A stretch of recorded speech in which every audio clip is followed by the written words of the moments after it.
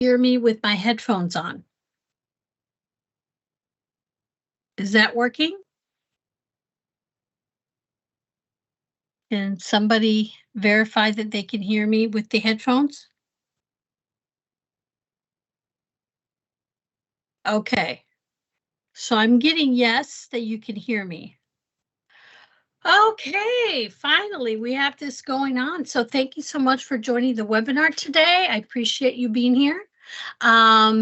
Let's go ahead and get started.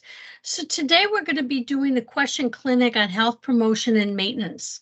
So we're going to go ahead and review that. So let me just kind of see where I'm at here. Give me 1 second to figure this all out. Okay. All right. So I'm going to skip this page and hopefully, let's see, you can all see the PowerPoint as well, right? Okay. I just want to make sure everything is working like it should. Thank you so much. The first slide you see here, for the benefit of those who are brand new to the program, just joining, this shows you the breakdown of the questions according to NCLEX. Every question on the exam comes from one of these categories. So you can see that this is going to be broken down and where the areas that have the highest percentage of questions. Now, for those of you who are finishing the program and you're getting ready to actually have a scheduled exam, this is a good way to look at what areas that you need to be challenged with, or you know that you're tweaking because this is an area that you scored low in on your mock exam. So that way you can know what to zero in on with the time that you have left. You can't see the PowerPoint? Okay, let's see if I can figure that out. 1 second. Let me share again, make sure I got the right one going.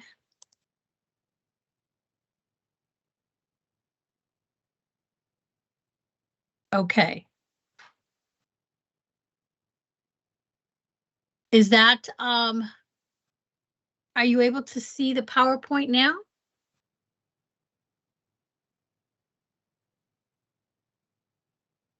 Okay, awesome. Glad that that's working out. I'm going to just take my camera off because I think it's distracting. So let me just take that off and then we'll just move on. All right, so today we're going to be doing health promotion and maintenance. And under this particular category, you can see all of the topics that you see here. So you can read these. These are things that are a little less clinical when you think about, aging process or health promotion, disease prevention. These are not the things that you typically think about always when you think about the bedside. It could be dealing with long-term care, continuity of care, psychosocial type questions, those kind of things. So that's kind of what we see here. I do want to make sure that you guys understand, we always want to remind you how important it is to use your testing strategies. I call these my tools. That's in my toolbox. So when I get stuck on a question and I've applied my 6-step strategies and I've done everything to try to understand the question, sometimes you get stuck. You get stuck between maybe 2 answer choices. So this is where these other tools can come in, whether you're looking at apples and oranges, umbrella principles, where you're using the nursing process, Maslow's hierarchy of need. Those are kind of what I call tools that can help you make sure that you are using all the tools, all the tricks in your bag to be able to answer the question, using the help that you need, okay? All right. So therapeutic communication is one of those tools that we can use, especially when you're dealing with behavioral question. Okay. Sometimes when you have those behavioral questions, like what's the best response by the nurse, this could be a really good tool to use to be able to answer or at least eliminate those answers that are not correct. Okay. I'm just looking at my notes here to see if anybody else needs to be admitted. I selected all, so everybody should be able to get in. All right. Okay. No. Like I said, the 6-step strategies is going to be your key. This is what you need to use with every single question, without a doubt. You always want to start with the instruction because this is where often people make mistakes. Not looking at the instruction, understanding what the question is asking you. It could be a negative query question, so you're looking for a no answer instead of a yes answer. Maybe the wording is in such a way that you're focusing on one aspect of the topic instead of the other. So it's important to really understand the instruction. Then you look for the topic, which typically is easy to do, but can be challenging when you think about the fact that sometimes it could be an assessment. So you may have to interpret the cues, the information, before determining what the topic really is. Okay. Now you look at the keywords. Keywords could be things that are clues, hints, part of the background story. Then when you get to step number 4 is where you get to apply your knowledge. This is where you do those 3 steps again that are very important. Define your topic. What is it, right? What is this topic about? Is it a medication? Well, what is it, the medication? If it's a procedure, what's the expected procedure? If it's a diagnosis, what is it? Then think about expected outcome. What do I expect to see if I give this medication to my patient? What do I expect if I send this patient for this test? What would I expect regarding this disease process? Those are things, expected outcomes. And then finally, what's your goal based on your instruction? So what is it you're trying to accomplish with this topic related to the instruction? Now you're armed, you're ready, you know what you're looking for in your answer choices. So you're ready for step number 5, which then look at the answer choices. And by the process of elimination, using the 3 steps again, is this answer a yes? Is this answer a no? Or is this answer a maybe? If it's a SADA question, it's going to be, is this a yes? Is this a no? And why? Why is this a yes? Why is this a no? Those are some of the things you ask yourself in step number 5 to narrow down your answers and making sure that you answer the question appropriately. Does that make sense? Any questions so far? And then finally, step 6, you want to review your question again just to make sure that the answer that you selected is the right one to answer the question. Okay? All right. Let me see. I'm seeing a lot of either hands raised or. Okay, I just want to make sure everybody is getting in and is able to make sure nobody is waiting for me. Okay, awesome. Okay. Next, we ready to look at our first question? Now I'm going to give you a minute and a half to answer, but here it goes. Various children are being seen in the clinic for a well baby check. By what age should the nurse expect a child to begin to use simple words to communicate needs? So go ahead and type in your answer.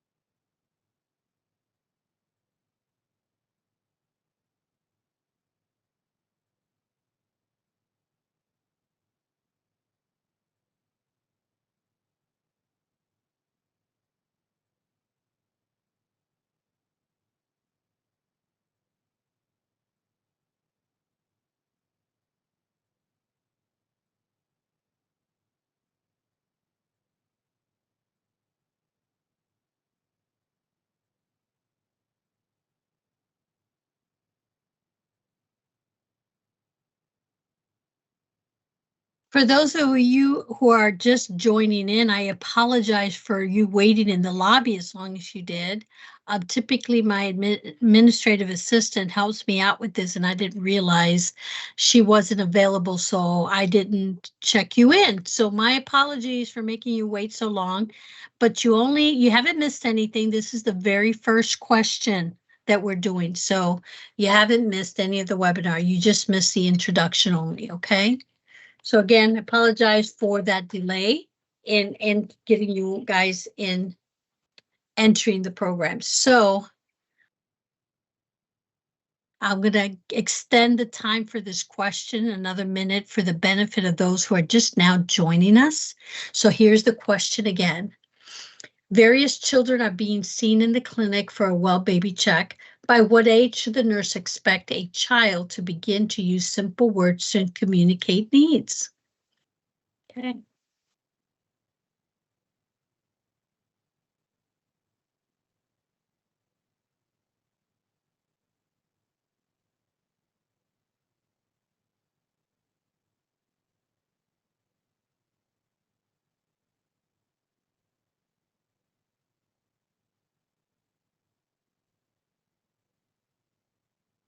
Okay.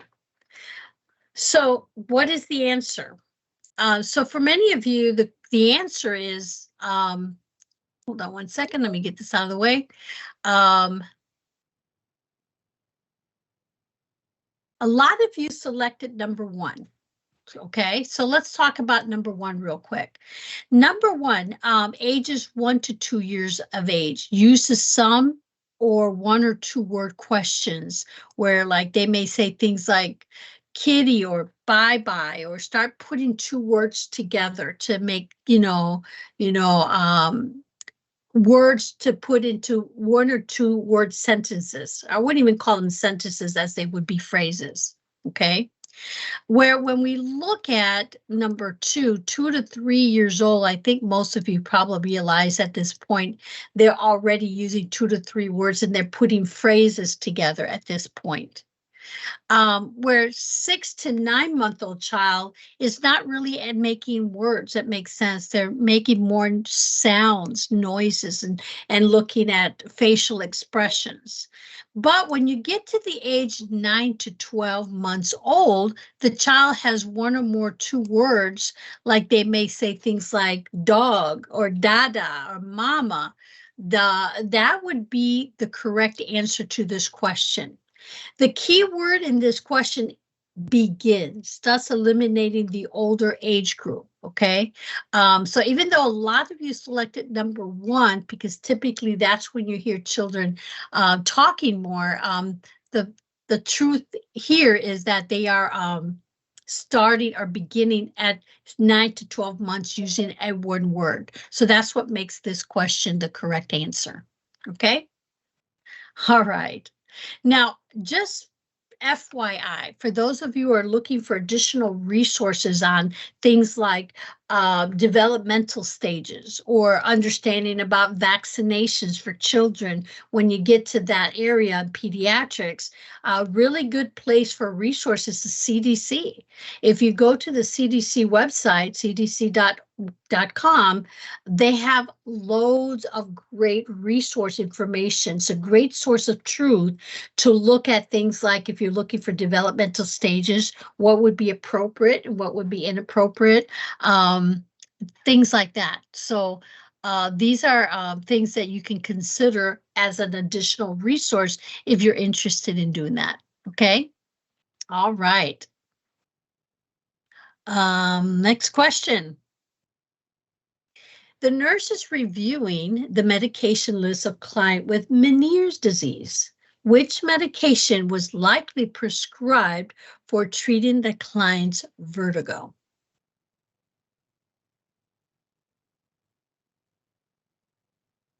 I'll give you a minute and a half to do that one.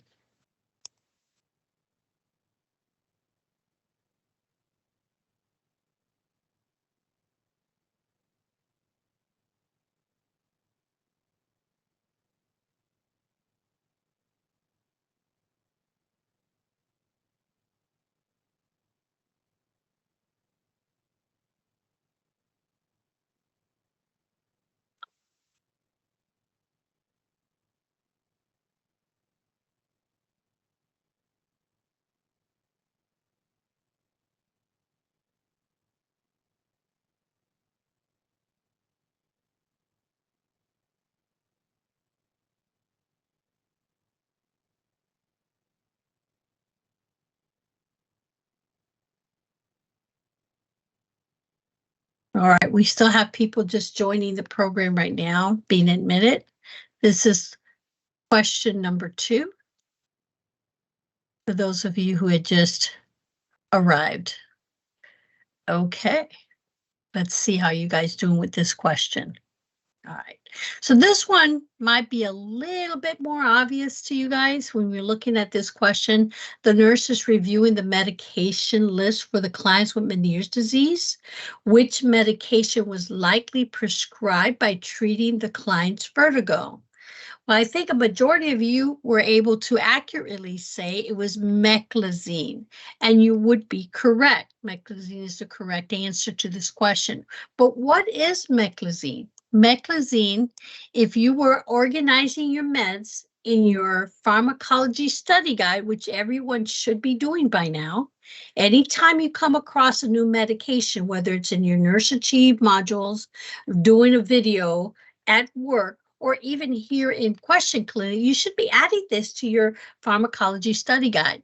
So this is classified as an anticholinergic and antihistamine together. These properties of meclizine, or trade name would be Antivert, would be the word, the name, treats the symptoms of vertigo. But let's take a look at the other ones. What is megestrol? Anybody can tell me what megestrol is and what it's used for? Yes, and to your question, Jerry, NCLEX will use generic names versus trade names. So here's a clue or a tip for you. If you come across a question in NCLEX about a medication and you're going, oh, geez, I don't know what that medicine is. I have no clue of what it is. Look for the key word, because often the key word can help you. You know, I'm trying to think of a good example of what that would be. Let's say you're giving imipramine to a client with a history of depression, and the client asks the nurse, when will I start feeling better? What is the best response by the nurse? So this is a good example of, let's say you don't know what imipramine is. You go, well, I got no clue. What is that? Well, he's got a history of depression. So the likelihood that this medication might fall under the classification as an antidepressant. And since you are very savvy testers, you know your classifications, you know that most of your antidepressants work on therapeutic levels. So it may take 2 to 4 weeks before the patient feels better. So you see, sometimes the key word can help you with your medications and understanding what they're for. Okay, so I asked what megestrol is, which is the number 2. I don't know if you can see it. Let me just undo that. Megestrol. Anyone knows? Take a shot of what megestrol is. The trade name, you probably know it as Megace. All right. Okay, so it's an anti-neoplastic agent. It's used to treat advanced breast cancer. Okay. How about meropenem? Meropenem. I can't even say that word. Meropenem. Okay. What is that one? Or merim. It treats what? It's a form of an antibiotic. Thank you, Cindy. It's a form of antibiotic, usually treated abdominal infections. So it specifically targets that area. And I know everybody should know what metoprolol is, right? The lols. Let's see who gets the prize for the first one to answer. Metoprolol is, drum roll please, and it is a beta blocker. Jeffrey, you get the gold star. Okay, so it's a beta blocker. Use it for hypertension, right? It's an antihypertensive, but the specific subclass is that it's a beta blocker. Okay, you got lessons on you got 4 new meds that you just learned today, right? Oh, we are on a roll today. Okay, let's see. Anybody else in the waiting room? Because I feel bad about, leaving people out. Normally, that's not my job. Okay, so hopefully we're getting everybody in. All right. All right, next question we have is, the nurse instructs the 15-year-old who's diagnosed with asthma about using a peak expiratory flow meter. Which immediate action should the nurse recommend if a reading is less than 50% of the client's normal personal best? Okay, go for it.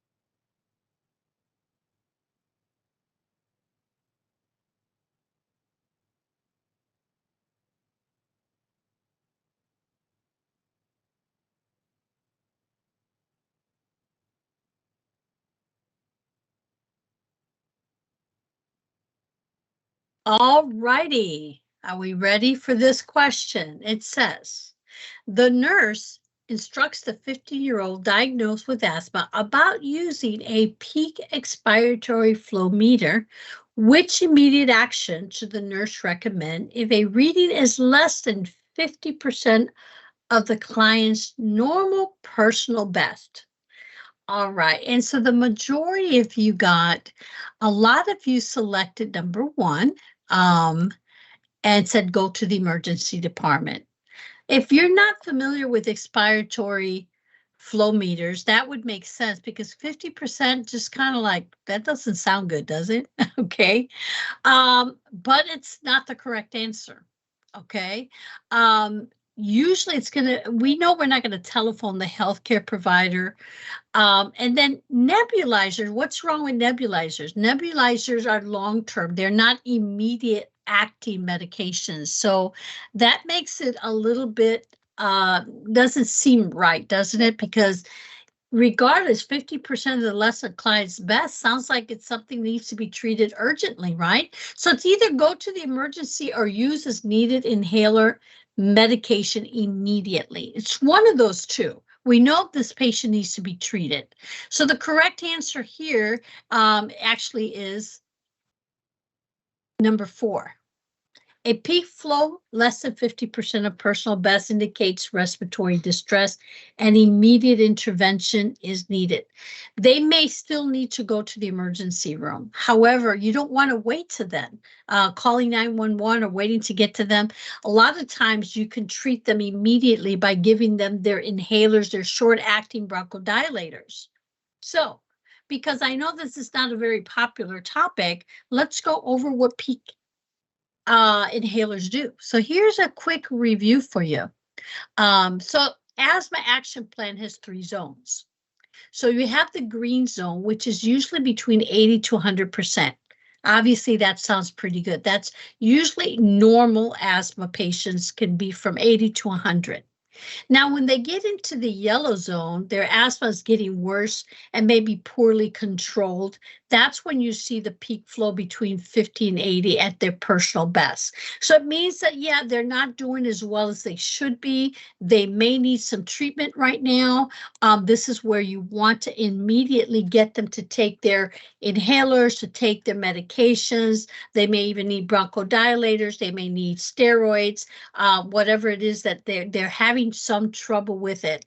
Now, when they get less than 50%, they're at the red zone. That's when we're thinking about this an emergency. In other words, if after taking their medications, their peak flow doesn't go up and stays at 50% or goes down, you're calling 911. Okay, you're getting them emergency care. Another thing to keep in mind is looking at patient teaching, because NCLEX loves to ask questions related to patient teaching. Okay, it may be something to do with uh, uh, as Benda says, takes time. Not really. How long does it take to take a bronchodilator, let's say Atrovent or something, an inhaler? After somebody's having some asthma issues, does it really take a long time? Not really. It can act pretty quickly because it dilates the bronchioles and allow for more air. Other things, that's not the only thing. Think about a patient with asthma. Here, let's look at some of these teachings to see what else we would be doing for this patient. For example, we would have them sit or stand up straight, whichever choose. Make sure to do it this way each and every time when they're taking their inhaler. You want them to be able to expand their lungs. Make sure that the red marker is at the bottom of the meter. As you see the red marker. Take deep breaths, fill your lungs completely, and then place a mouthpiece in the mouth and close your lips tightly and peak flow meter mouthpiece. Blast the air as hard as possible as they can in a single blow. Write down the number by the red marker on the meter. Put the end marker back to the bottom of the peak meter and repeat these steps 3 times. The highest of these 3 readings is your daily peak flow. Write down the highest 3 readings on a sheet of paper and calendar for your asthma diary, and record any symptoms you're having, like wheezing, chest tightness, shortness of breath, coughing, if you're taking your rescue emergency medication. So this is not an all-encompassed way of treating asthma. This is simply dealing with peak flow meters. Obviously, if somebody's showing some respiratory distress, there's several things you could be doing. And yes, you could be calling for 911 or taking them to the emergency room, but in the interim, you're still going to give them their rescue medication. Okay, makes sense? Okay, awesome. We're getting there. Let me see, anybody has questions? I have to switch back and forth, so I'm trying to look at your stuff here. Okay, all right. Any questions on that? Good information, right? So let's go to the next slide. Okay, here's another question for you. It says the nurse is caring for a client with multiple mental health diagnoses. With the aid of a UAP, the nurse should caution the UAP, this is your unlicensed personnel, about which client, due to the likelihood that the client would exhibit aggressive behavior towards other clients and hospital personnel. Righty then.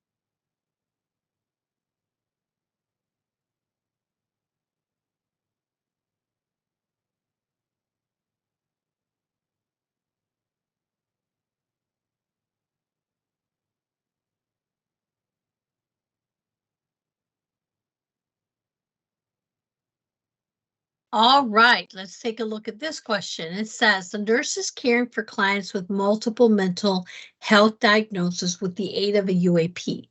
The nurse should caution the UAP about which client due to the likelihood that the client would exhibit aggressive behavior towards other clients and hospital personnel.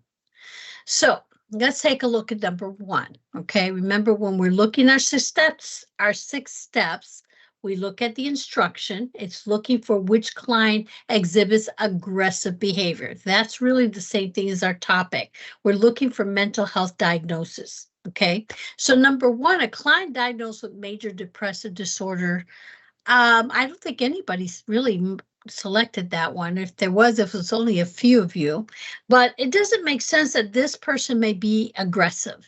If anything, somebody who's depressive, as you know, probably are going to be more quiet, reserved to themselves. They don't want to participate. They're not going to be the aggressive people. They're going to be the ones that are going to be withdrawn, right? Sad. Usually that's what we think about. Number two, the client diagnosed with intermittent explosive disorder. Need I say anymore? I think this one is kind of an obvious answer. They're explosive. That is somebody who would be aggressive, wouldn't they?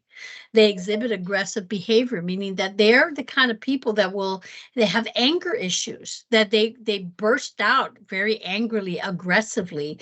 They'll punch a wall when they're upset. They're the ones that are, really can be very aggressive and not only verbal, but they can be physical as well. So, these are the ones you got to watch out for. When you see these clients getting anxious and you see them escalating, they start moving around, clenching their fists, clenching their mouth, you know that these are the people that are maybe explosive, okay? And they could be dangerous. But let's take a look at the other disorders as well. Let's look at the client with a histrionic personality. What is a histrionic personality after all? This one's a little harder to kind of diagnose. I mean, when we think about this is a person who seeks attention. They're dramatic. They're very strong, opinionated. They easily influence and rapidly changing emotions. This is like histrionic, like hysteric. It kind of goes along with somebody who's hysteric. And typically people who have history of histrionic personalities have abuse in their childhood. They comes from things that come from personalities that have come from when they were young. So these are harder to diagnose per se, but they're not going to be as aggressive. They like attention, but they're not going to be aggressive. And then, of course, the client diagnosed with oppositional defiant disorder. What does that remind you of? Okay, that reminds you of your adolescents, right? Your kids who are defiant, don't want to listen to the adults who defy authority figures. When it becomes compulsive that way, that becomes a disorder. And that also has to do with the relationships in their home, in their family and familial. So those are the ones. So the correct answer to this question, I think, was a little bit more obvious here, but the answer is correct. It is explosive disorder. Again, if you're looking for additional resource, I put down here, this particular website is called registerednursing.org/NCLEX. And what I like about this particular one is that it looks at the client need categories and it gives you definitions. So if you click on that and click on psychosocial integrity, you can scroll down till you get to mental health concepts and you'll find all kinds of definitions for different personalities. So it'll give you definitions for narcissist personalities, you're schizophrenic, you're antisocial, what's the characteristics, what's unique about those disorders, and other great information regarding mental health. So again, those are really good resources for you. Write them down if you want to. There you go. All for free. I'm not even going to charge you for that information. See? Aren't I good? All right. Next question. All right. The 77-year-old client has a AAA. That's an abdominal aortic aneurysm. Thank you, Mercy. She found me funny. One person found me funny. Abdominal aortic aneurysm measuring 3.5 centimeters, discovered on a routine health physical. The client has a 30-pack year history of cigarette smoking. Which learning need should the nurse identify as most important for the client? There you go.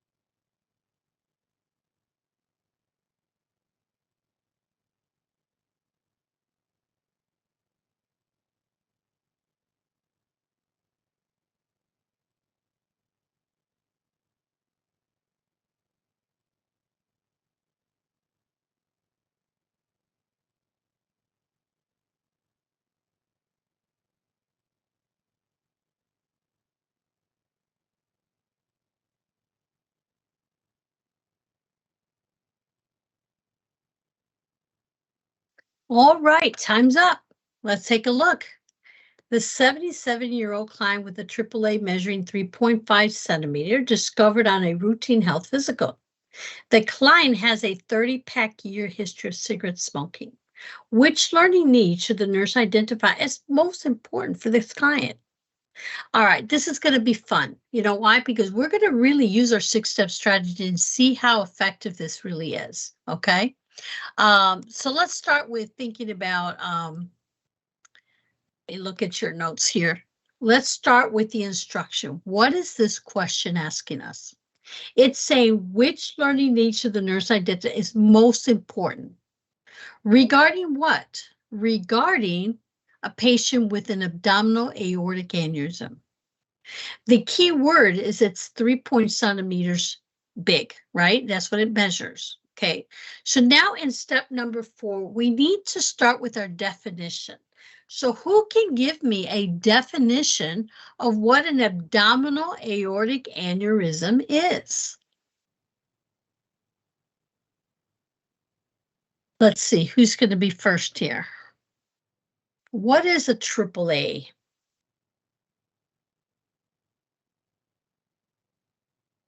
All right, so we have Cibola, I can't say your name, I apologize. Dilation of the artery. Okay, that's a simple way of putting it. The wall is weak. You're absolutely correct. It's dilation of the aortic artery. Good job. Yes, Shisali. Esther, no, that's not quite the definition. Dilation of the abdominal aorta, a widening of the artery, dilation of the aortic artery in the abdomen. Okay, now we're cooking with some gasoline here. Absolutely. When you're thinking about an abdominal aortic aneurysm, first we got to think about where is that abdominal aorta? Where's the aorta? Okay, when you think about where it's located, right above where the left ventricle is, and then at least to that arch, it's going to be somewhere right above that abdomen, right? That's kind of where that artery kind of goes up and around. So when you think of anatomy, that's where your abdominal a artery is. And when you have an aneurysm, the term aneurysm means an outpouching, right? Or as Susanna said, ballooning. That's another good word for using a swelling of the aorta, says Nicholas. So those are really good terms, but we know it's a dilation and outpouching of that vessel. Okay, we have our definition. That's in step 4. But now we need to think about expected outcomes. This is the key here, folks. If you know that this is what it is, what is an expected outcome? What's your concern with somebody who has an abdominal aortic aneurysm? What comes to your mind?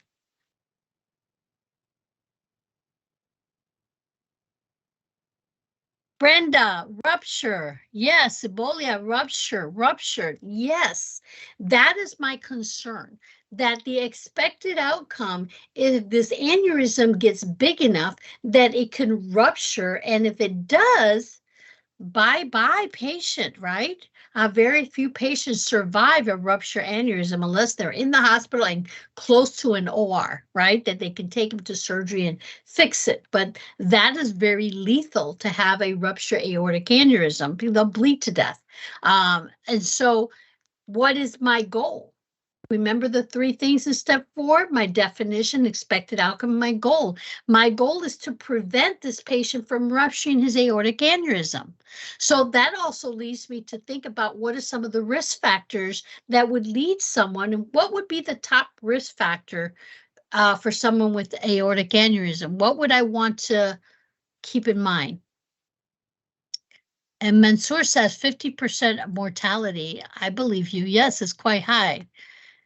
And Jerry, spot on. The answer is hypertension. Yes, and Janet says hypertension. Those are the key things. When somebody has a very high blood pressure, you're putting pressure on that aneurysm, and that can cause it to rupture. So monitoring close the aneurysm is going to be important.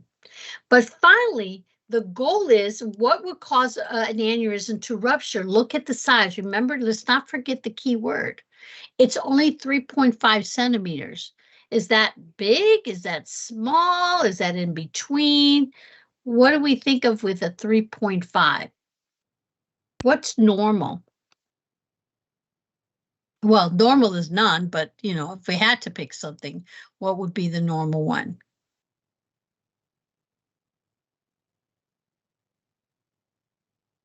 Okay. So 3.5 is not that big. It's not as high of a risk as it would be for somebody with a 5 centimeter aneurysm. The higher the aneurysm, or the bigger the aneurysm, the higher risk of it rupturing. The problem is that to fix an aneurysm is not an easy task. It's a huge surgery. It has a lot of complications. So often the doctors have to outweigh what is the worst of the 2 evils. What is the higher risk? Going in and surgically repairing this aneurysm, or just leave it alone and watch it? So in this particular question, when we're dealing with a 77-year-old, that's another key word here that I hope you were paying attention to. Is it higher risk to take the 77-year-old and put him under surgery to repair this aneurysm of 3.5? Or is it better to keep medical appointments and monitor the size of the aneurysm? That would be the correct thing to do. Because at 3.5, it could be stable, meaning it won't get any bigger. It's just the way it is, okay? So what's going to be important for this patient is that we do want to monitor them closely to make sure that that aneurysm doesn't continue to grow, and control the patient's blood pressure and other things that we'll do for maintenance, making sure that that doesn't get any bigger, and monitor them closely. Now, if that aneurysm was bigger, and we're talking about something like maybe a 6 centimeters for an elderly patient, that may need surgical intervention, okay, depending on the health of the elderly. If it was a younger patient that's active, then surgery might be the treatment plan. But we have to keep in mind the scenario. We're dealing with a 77-year-old, okay? So I know a lot of you selected importance of smoking cessation to quit smoking. Now, it is important. Again, we know smoking cessation is important, but it's really not the most important. Remember, we're looking for the most important thing. In smoking cessation can help. It causes constriction, not dilation. Cigarette smoking causes constriction, which can lead to hypertension, which then can cause problems with the aneurysm. So smoking is something we want them to do, but it's not my highest thing here. Understanding to reduce sodium and low saturated fat also are going to be important things to do, and certainly important for dealing with the risk of atherosclerosis, for example, and again, for cardiac reasons. But when we look at, and the last one, verbalized postoperative care following surgical repair, again, we're not looking at surgery at this point, so that would not be the right thing. Surveillance of the aneurysm is going to be the key priority here, okay? I told you that one was going to be fun. It's interesting how you look at that process to answer the questions. And so it's important to use those strategies.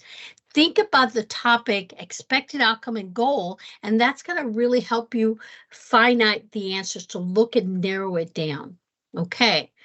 All right. Are we ready for our case study for today? Let's move on. We're ready? Okay. Let's take a look at the scenario. I'm not going to go to the nursing process and clinical judgment model, because by now you should all be so good at this, okay? So let's take a look at the scenario. It's kind of long, so bear with me. We're going to call this scenario, we're going to call her Jane. I like Jane. So Jane is a 75-year-old female. Excuse me a second. I need a drink of water because that last question wore me out. That was good. All right. Jane is a 75-year-old female. She was admitted to the hospital today for the management of left foot fracture after falling yesterday at home. You read that Jane's medical record that she stated she just fell, but did not know why. Her daughter is at the bedside and says her mother tripped over a rug. It was determined by x-ray that she had multiple fractures and was admitted for surgical interventions and splinting. You read in she has a history of early onset dementia and had to give up driving. Jane has a son and daughter that live out of state, but her eldest daughter is her primary caregiver.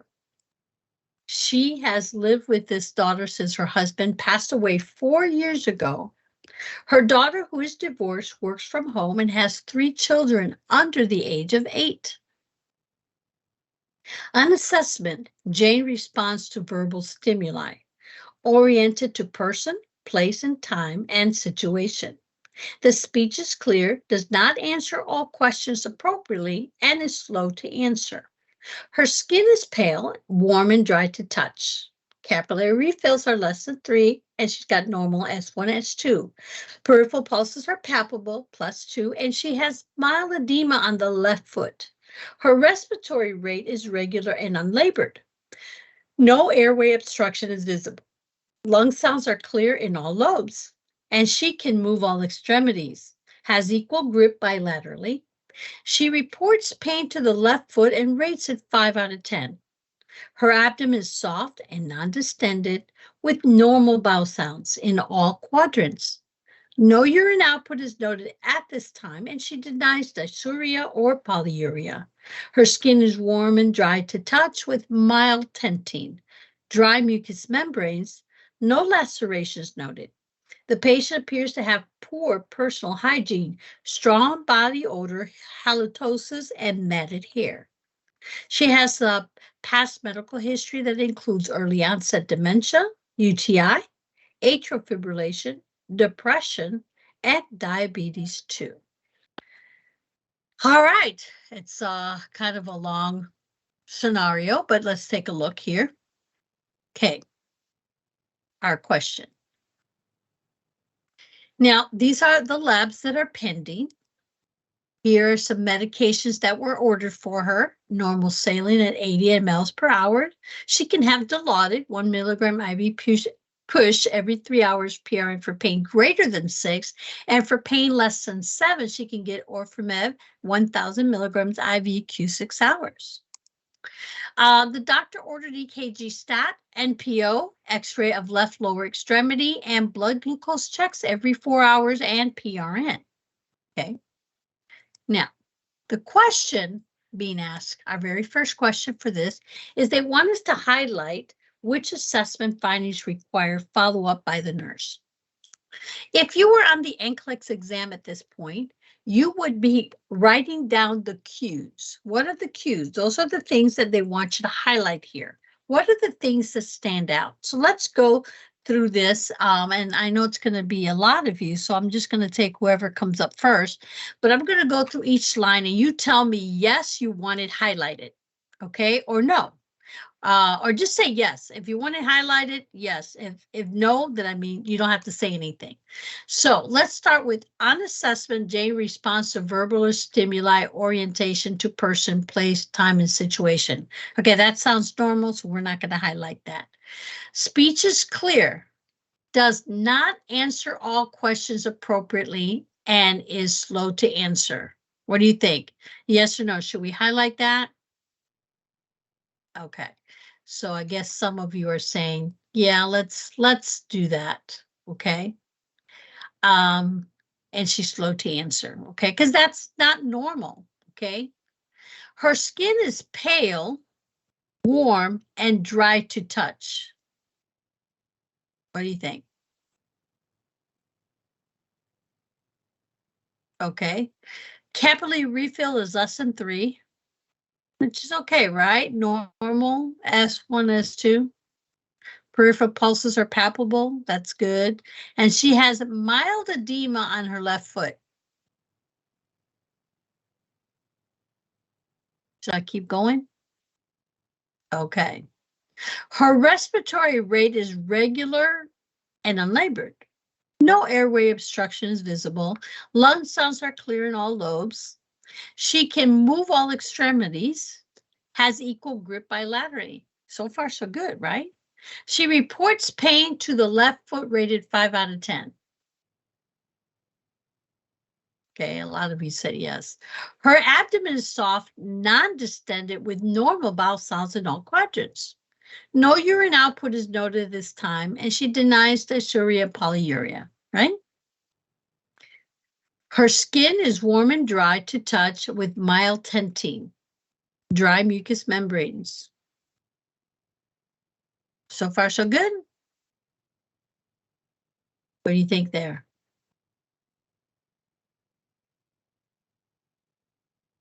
Okay. Yeah, the no urine output at this time may be something I would want to follow up with, because I don't know if this is normal or how long ago was it that she urinated, but that may be a problem. So I'm going to highlight that. The tenting dry mucous membranes, I think, sounds like it may be something. And then the patient appears to have poor personal hygiene, strong odor, halitosis, matted hair. Yeah, okay. So let's take a look at this. Why did we highlight what we highlighted here? So this kind of tells us the things that stand out, which then leads us to think maybe, is there, what's the word I'm looking for? Should give you a hypothesis of what you think might be going on here. So I don't know if you've already formed a hypothesis and say, okay, I think this is what's happening with the patient. But anyways, keep that in mind as we go to the next question. Okay. The next question is, okay, so here we have some additional information. Now this was the NCLEX exam. All of these tabs will be on the top here, which you can click and take a look at to see where you're at here. So here's our assessment. Basically, Jane is resting in bed and the daughter is at the bedside. The RN asks the daughter who prepares her meals and provides ADLs. That's activities of daily living. The daughter responds, I am the only one that takes care of her. She does not want to eat and argues with me about everything. I am overwhelmed with taking care of her and caring for my children. I do the best I can.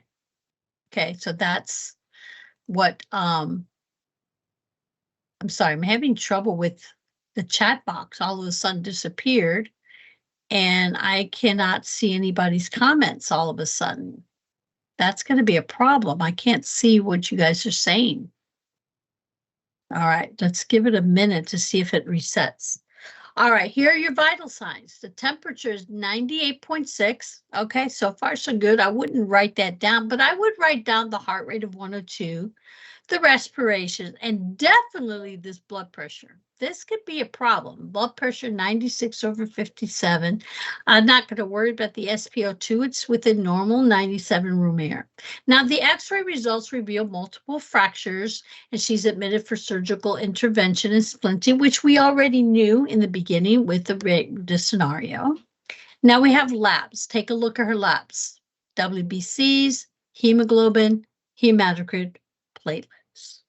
But we see BUN is 56, creatinine is 2.3, potassium is 5, sodium 119. So think about the scenario and the signs and symptoms, and now add these to that. Take a look at these labs. What do they mean? When you look at these cues individually, we know that some of these are abnormal, right? But what do they mean collectively? A high BUN, high creatinine, high potassium, but low sodium. Put it together. This is what is critical thinking. When you put this together along with the symptoms, it should come up with what you think might be going on. Okay. Now remember, these are the medications the patient was on, and these are the orders. So the question now is being asked, based on the assessment, laboratory values, and vital signs, the nurse recognizes the physiological diagnosis for this client would be which one of these drop box. You can use 1, 2, 3, and 4 to give me your answer.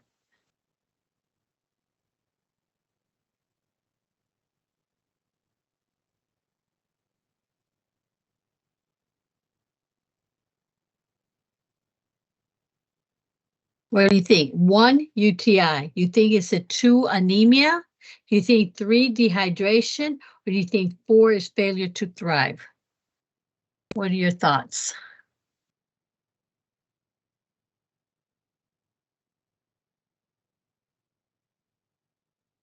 Now, you might be giving me your answers, but right now I'm having problems with my chat box, so I'm not seeing any of your responses.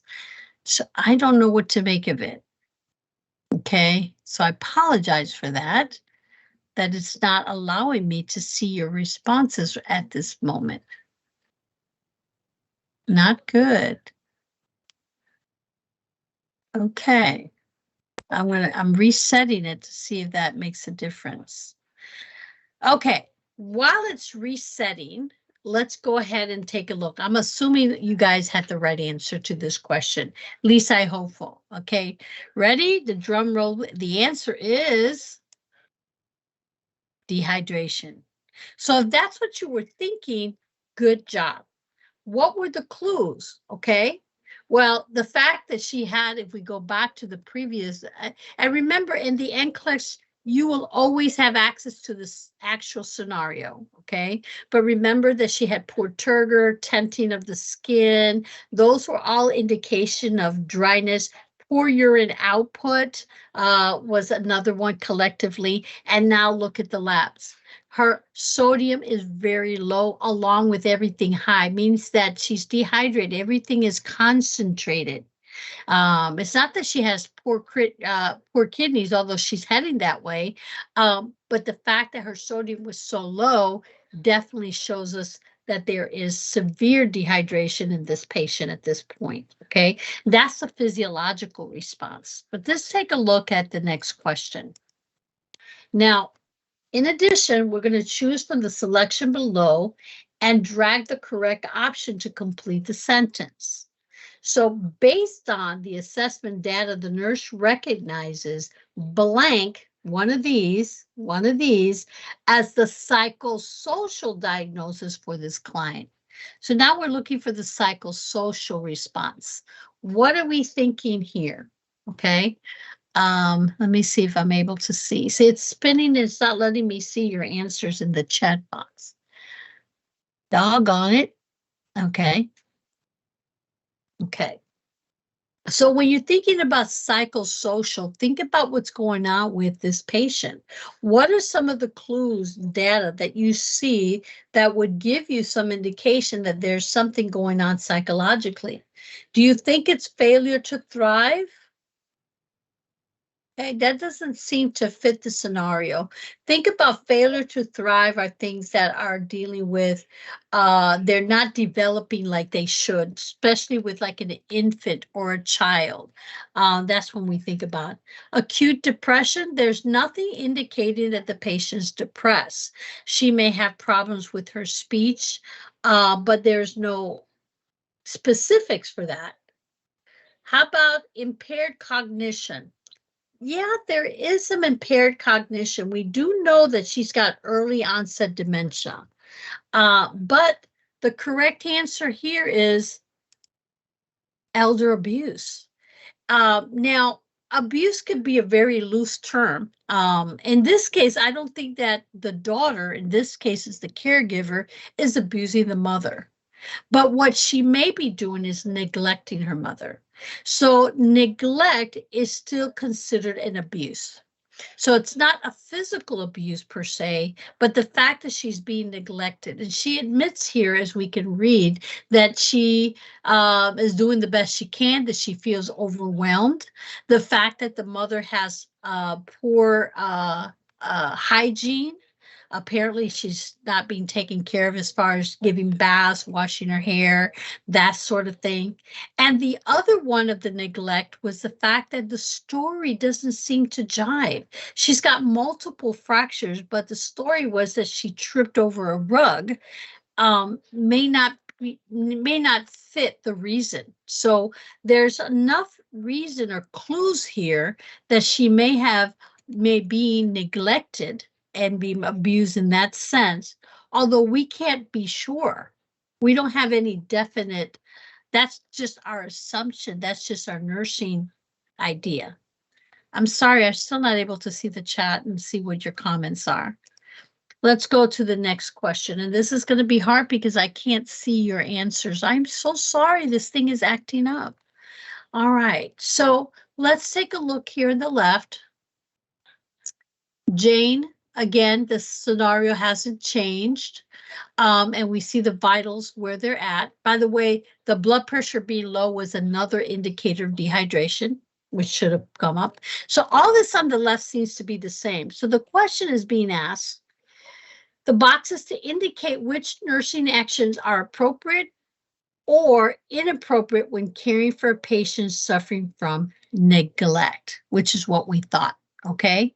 So let's start with number one. Will we, remember this is nursing action, you're the nurse, would you contact law enforcement? Okay, the chat looks like it came back up, so I don't know if I'm going to be able to see your responses, but let's see if it works. I need somebody to say yes or no. Yes for appropriate, no for inappropriate. What do you think?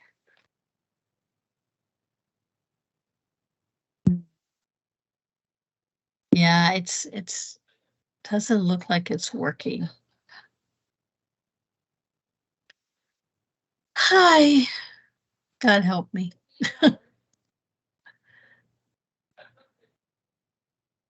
Okay. All right. Well, you know what? We'll just work through it. I'll give you the responses. Hopefully we'll see that. Okay. So number one, the answer is no, we're not going to contact law enforcement at this point. Okay. Though you might suspect that this patient might have some history of neglect based on everything you determined, this is not your job at this point. who's going to contact law enforcement may be someone other than yourself. It could be a nursing supervisor, it could be a physician or some other organization or person involved in investigating the situation. Number two, will we notify the physician? I think we could all agree that that would be absolutely appropriate. We need to talk to the physician about what's going on here. Will we contact a caseworker for assistance? Now that one might be a little trickier because you want to say yes, because caseworkers can help with placement, caseworkers can do with getting supplies, equipment, or things like that, and things that are necessary to care for the patient. However, we haven't gotten to the point yet to determine or to accurately diagnose that this patient is being neglected. So the answer is no, we're not at this point in time. However, what we will do for sure is report to Adult Protective Services. Now, here in the United States, the Adult Protective Services' job is primarily to identify and assess these situations.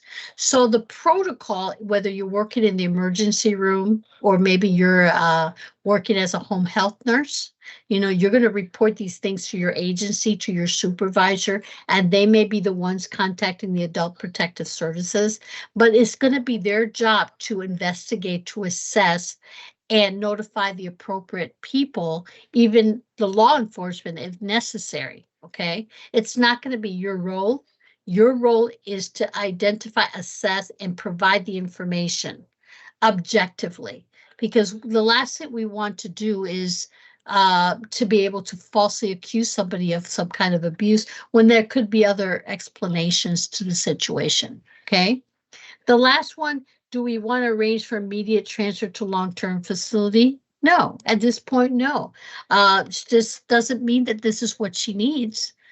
It does mean that the daughter does need help once the investigation of neglect or abuse is either ruled out or ruled in. Then the daughter can get the services that she needs to help care for her mother. And that could include keeping her at home, not necessarily moving her to a long-term facility. So does that make sense? All right, let's go to our last question here. Okay, so what are some classic signs of physical abuse? Select all that apply. So I'll give you a minute to do that, to put it together. I may not be able to see your answers, but definitely want you to have time to think about it, to process the question.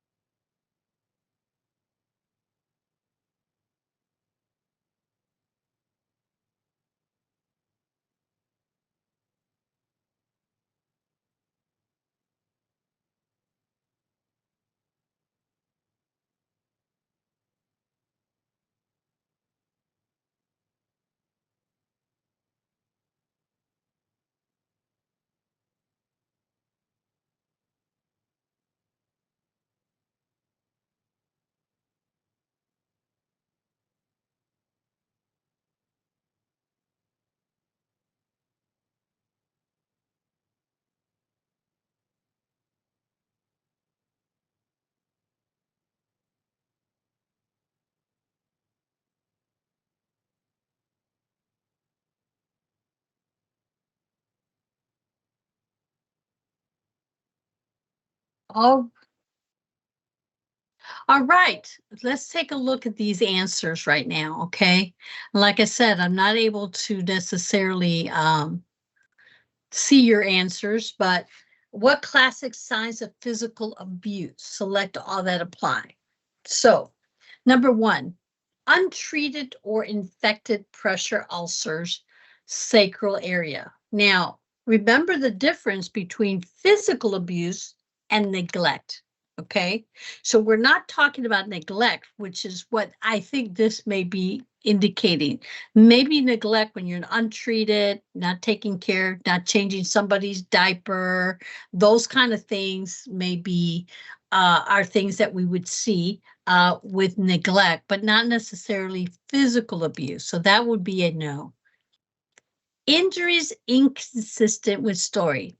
That's probably the highest indicator of abuse. When someone tells you a story about how someone got their injuries, but they don't seem to click. For example, a child comes in with a broken arm and they say, oh, he fell down some stairs, but the x-ray shows it's a spiral fracture. Usually with spiral fractures, it's a twisting of the arm. That's not consistent with somebody falling. So those are what I mean by sometimes the story doesn't match the injury. So that is a high risk of, or high sign of somebody being abused. Repeated injuries in various stages of healing. Absolutely. That means that could be a long-term abuse because people are being, you're seeing different stages of healing, means it's multiple. Now, it doesn't mean conclusively that somebody's being abused. We know that there are disorders like hemophilia or people with hematology disorders that bruise easily, and have situations that can cause these, what looks like bruising may be consistent with some of the disorders. But if we see this, we can probably think that there's a suspicion that somebody may be being abused. Someone who's over sedated, it could be someone, again, that might be a sign or a symptom of somebody being abused because they don't want them to talk or interfere, or they just want them to be quiet and not pay, to be a bother, so that they might consider that as a type of physical abuse. Someone who's ambivalent attitude towards caregivers and family members, not necessarily a physical abuse. It could be more of a psychological abuse. Maybe somebody who's fearful, and they may be being physically abused, but they may be ambivalent, but that doesn't look like it might be physical. It'd be more psychological abuse. And then utilization of several emergency departments also is a sign of abuse, because an abuser who doesn't want to be accused or detected that they're abusing would take the victim to different emergency rooms so that there's not a trail or a pattern of abuse. So those are it. So if you said 2, 3, 4, and 6, you got it. You were spot on. Correct. Okay. All right, so where are we now? We are done, and I don't think I can see the chat, so I can't even answer any questions that you may have. I'm so sorry. This is not fun. This is not what I wanted. But anyways, I just want to say, hey, let me see, stop sharing. Maybe that's going to be okay. How are SATA questions scored? I finally see a question. Okay. How SATA questions, it could be all or nothing. And when you're dealing with SATA questions in your case studies, you get partial credit. So that's the good thing. The partial credit means you get a point for every question you get right. You don't get any questions if you miss the right question, but if you select the wrong question, then you would get points taken away. So my rule of thumb is that when you're answering a SATA question, if you're not sure, if you can't justify your answer, then don't select the answers. Rather than you just miss that question, then if you select a wrong answer and you lose a point from one of the ones you got right. So it's a select, it's what you call partial credit, plus minus scoring. So if you go to the webinar and learn upon one of the orientation webinar on NGN, If you see that, I think that's the number 3 or 4 down the list of webinars and Learn Upon. It talks about how the everything is scored in NCLEX. So it gives you a good information about that. Okay. Let me see what else. See, I think it's it's still spinning, but it comes up every so often, so I can see some of your questions. Again, I apologize for that, the fact that you guys are not able to answer questions, ask questions for me to see. But I thank you for being here today. Once again, if I didn't introduce myself early on, I'm Susie Caldero. I'm one of the instructors. This is my day to teach. And we have one more opportunity for you to join tomorrow, this same question clinics. For those of you who arrived late and missed most of the webinar and you want to come back tomorrow, you still have an opportunity to catch up and review this one today. Or for those of you who just want to repeat it and listen to it again with a different instructor, you're more than welcome to do that. In the meantime, I thank you all for your attention. I apologize for the technical issues we had today, but in the meantime, y'all be safe. Bye, everybody. Bye.